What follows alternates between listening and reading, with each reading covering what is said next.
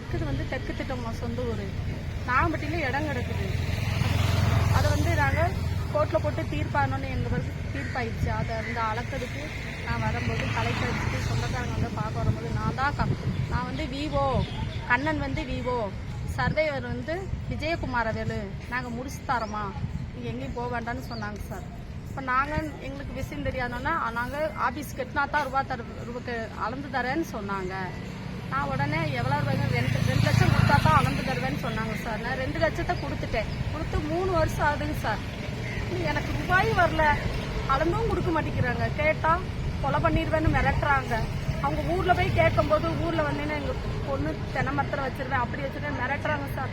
அப்புறம் திரும்ப நான் இங்கே வந்து எங்கள் ஊர் கோயில்பட்டியில் பெட்டிஷன் கொடுத்தேன். அங்கேயும் எந்த நடவடிக்கை எடுக்கலை. எஸ்பி ஆஃபீஸில் கொடுத்தாங்க. எஸ்பி ஆஃபீஸில் எஸ்பி ஐயாவை என்னை பார்க்கவே விட மாட்டேங்கிறாங்க. முருகன் எஸ்ஐவும் இன்னொரு எஸ்ஐ அம்மா 2 பேர் இருந்துட்டு வெளியே போ நீ எங்கேயும் பொங்கலை வரக்கூடாதுன்ட்டாங்க. நான் அதையும் வெளியே இருந்து 10 போலீஸ் சேர்ந்து நீ போன்னு வெளியே தள்ளி விட்டாங்க. அதுலேருந்து நான் வெளியேறி வந்து திரும்ப வந்து இவங்கள்ட்ட கேட்கும்போது பழையபடி வந்து கலெக்டர் ஐயாட்ட வந்து மனு கொடுத்தேன்.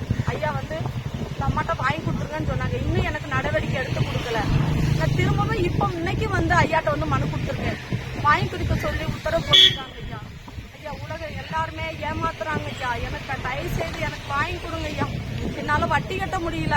எல்லாரும் எனக்கு புறக்கணிக்கிறாங்க. நான் ஒத்தையில் ஒரு அனாதையா இருக்கிறேன். எனக்கு யாருமே சப்போர்ட்டு கிடையாது.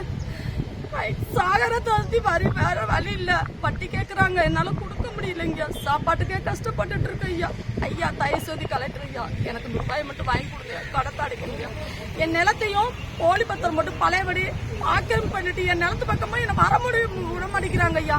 தயவு செய்து என் நிலத்தை என்னை கைப்பற்றி கொடுக்கணுங்கய்யா.